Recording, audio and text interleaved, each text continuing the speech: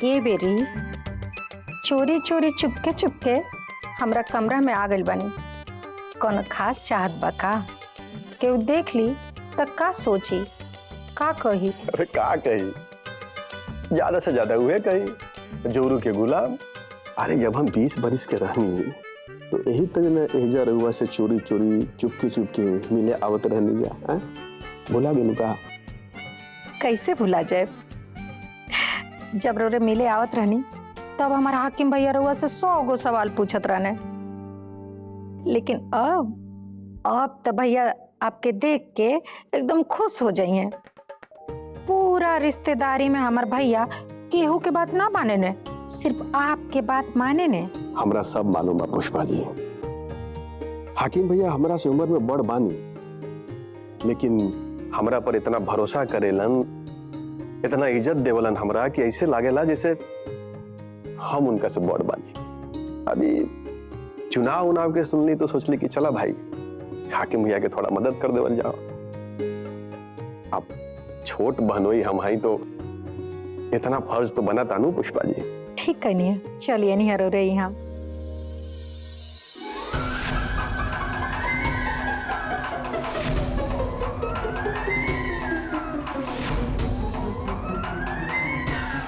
का भंजी का हो गल रौरा? पुष्पा जी पुष्पा जी हम भगाओ तो नहीं।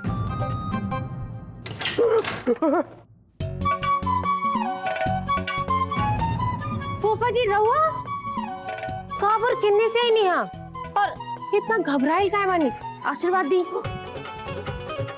का भइल? इतना दिन बाद आई है तब बुआ अरे ना रे संध्या, वो काकरोच देख के डरा गई नहीं हम। का फूफा जी रहुआ अबले कॉकरोच से डरे नहीं? भगा देनी काकरोच, शांत हो जाए।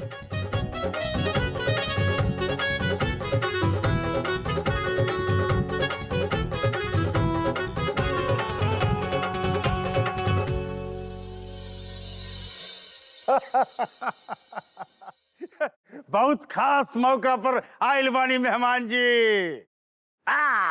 अगर गला मिलल हो गई तरीका गला के भिगावे के भी उपाय कोई जाओ। देखी हाई देखी पूरा घर रहुआ खातिर हम स्वागत में सजवा देनी हा। का बात है भैया जी। ना मने राउर चतुराई जे बा से अभियो जस के तसे बा। कहे का मतलब ही बा कि रुआ घर सजौले बानी कन्या के प्रधानी चुनाव, कहे का मतलब निर्विरोध प्रधानी चुनाव जितवावल के खुशी में और हम आ गई नहीं तो ये हमरे नामे बेच देनी। अरे मेहमान जी राउर दिमाग तो अभियो पहले ही जैसे वाला चलत बा। हम तो बुझनी कि रहुआ हम रेगिस्तान में सऊदी गइल वाली कमाई खातिर, तो वजह से आई तो हम गर्मी वाला प्रभाव लेके जो राउर दिमाग नरमे रही तो ना भाई ना। भैया जी जब बुढ़ारी में राउर दिमाग अतना चलत बा तो हम तो रुआ से जवान न बानी।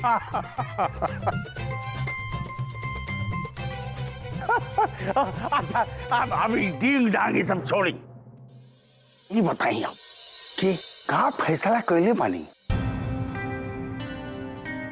अरे भाई आज ही घर में सब के फैसला करे के बा।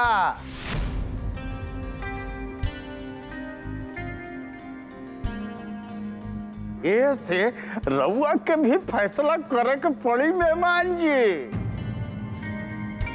अब अंदर बा कन्या प्रधान के पूजा और बाहर बा प्रधान ससुर के पार्टी।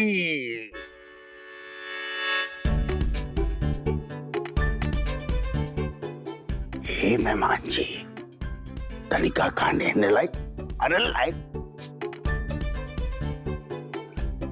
राज भी रोकले मानी।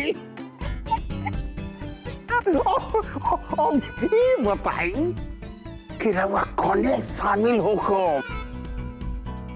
अंदर जाके पूजा में शामिल हो कि बाहर ससुर प्रधान के साथ एक गीला करम गला।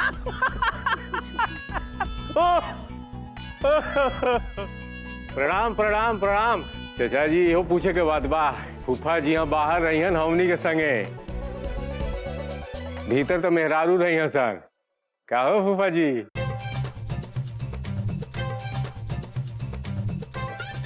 ठीक है कोले बूटन। ए रंजन जी बाबूजी। जो अरे तनिका हो पेटी लेके आओ जकरा में लाल पियर हो रही है पानी बा जो।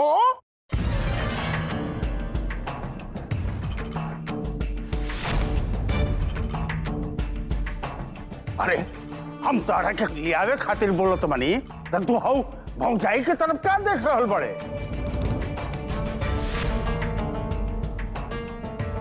चल आओ। रवा बोल दी ना बाबूजी से कि पूजा के दिन घर में दारू पियल पाप हो जाई। यही से हम बाबा जी के रोक देनी दारू लियावे से।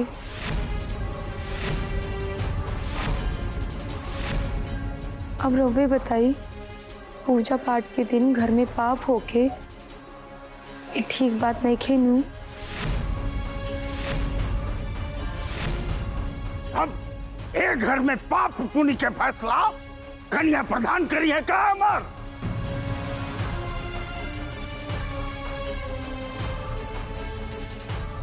केकरा से पूछ के तू फैसला ले लू? हा रंजन का करिए का ना करिए एक फैसला आपसे तू ले बुका।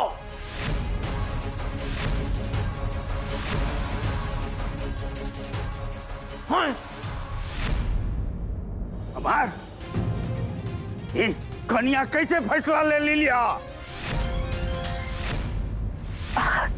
अब चाचा जी अब ये बात के जवाब भैया जी कैसे दिए? नहीं मतलब हमार कहे के मतलब ई बाकी ई फैसला कोनो आरती दीदी थोड़ी ले ले बाड़ी। ई फैसला तो प्रधान आरती तिवारी ले ले बाड़ी। काजी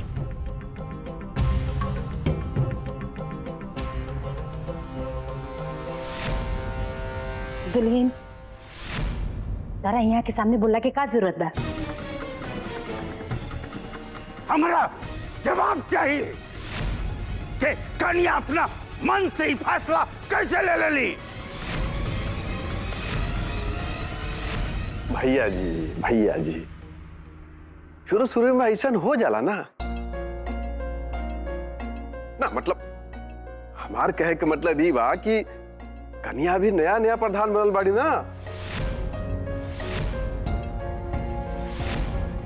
तो थोड़ा समय दी उनका सोचे समझे खातिर कि मतलब प्रधान बनला के बाद का करे के चाहिए का ना करे के चाहिए। और अब तो हमहू आगे नहीं तो हम हौले हौले उनका के समझा दे। अभी जाए दी कहाँ के बाद कहाँ जोड़ो तनी फूफा जी रहुआ। ई मैटर के इनकरा प्रधान बनला से का लेना देना? कुछ हो कहता नहीं रहुआ। देख ना मेहमान जी कि अमर कौना भाषा बोल रहा बा।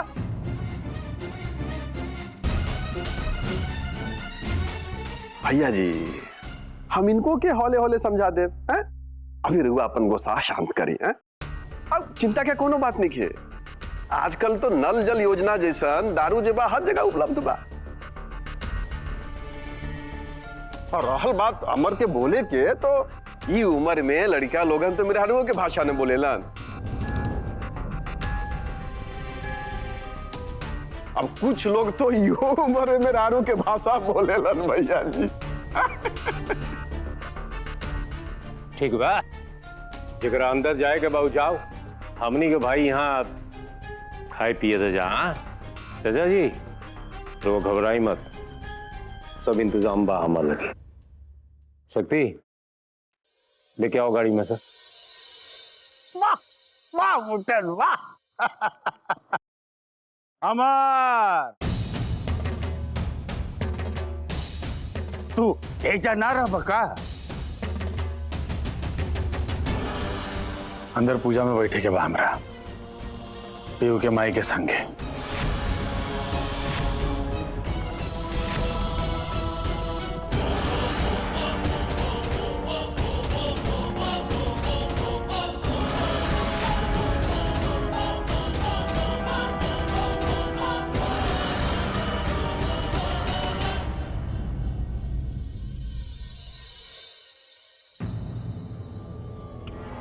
सुनी रउआ ही जा रही।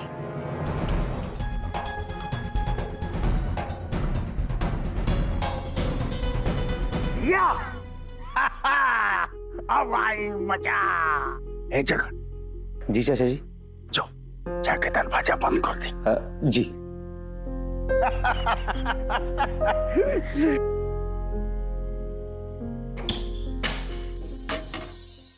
जे जे जजमान की कथा सुनने के बाद सब कृपया अपने अपने आसन पे आए के बैठ जाएं।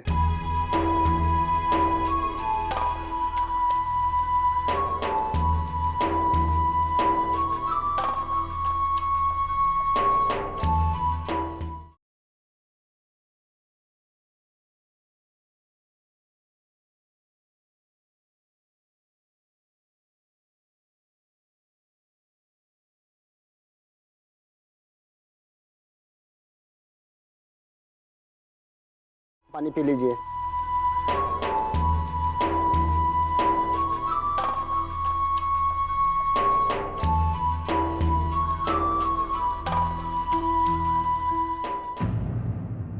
चाचा नई की प्रधाई ना मंगवावे दे लिहा तब मत मंगवावे दे।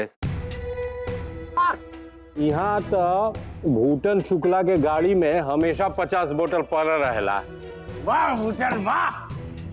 ये देखी नायका ब्रांड है, एकदम एक ही पैग में आसमान दिखाई देवे लगी। जम के पिया चाचा जी का देहनी पूरा इंतजाम। हाँ खत्म हुई तो गोडाउन में और पड़ल बा, मंगवाइब। बहुत बढ़िया बहुत बढ़िया।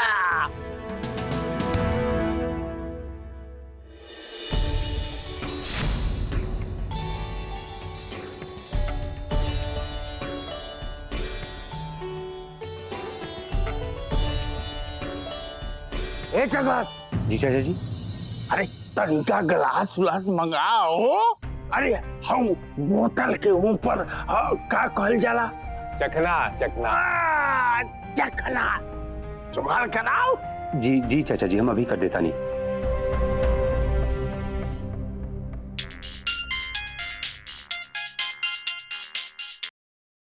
हाँ मोनी एगो काम करिए, कुछ गिलास और चखना रिंगन से भिजवा दिया।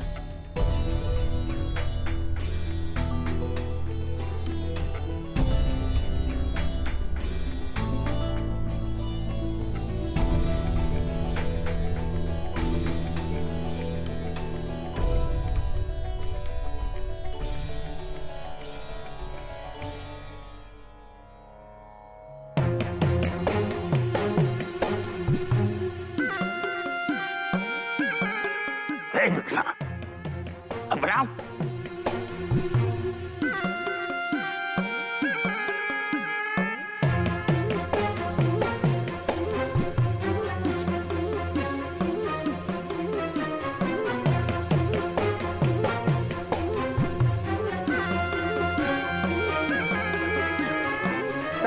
चीयर्स कर जाओ। चीयर्स।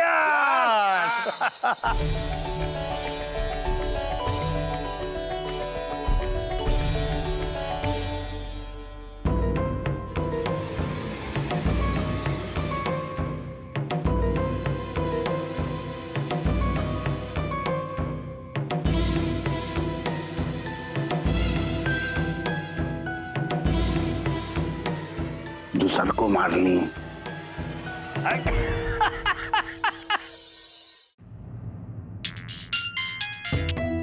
बाजी ठीक बा। अब बच्चे चाचा के क्लास लेके आवा जा।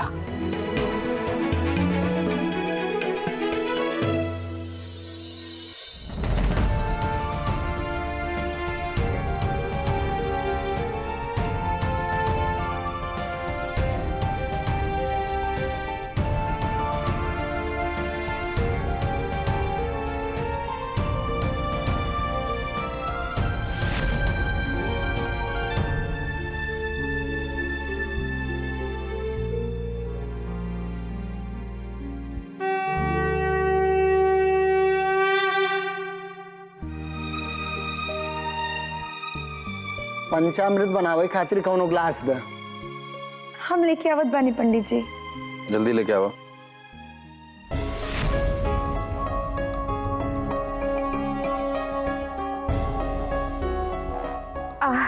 हम देख के आवत नहीं।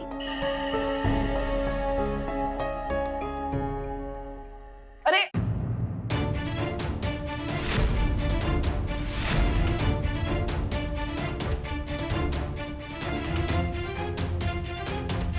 का है रिमझिम? कुछ ना, जाइए रोज जल्दी में लगता नहीं।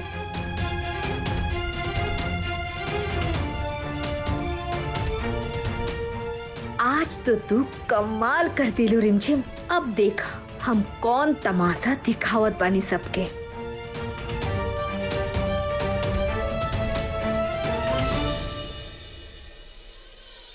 आप लोग आरती की तैयारी कर, हम तब तक पंचामृत बना लेते।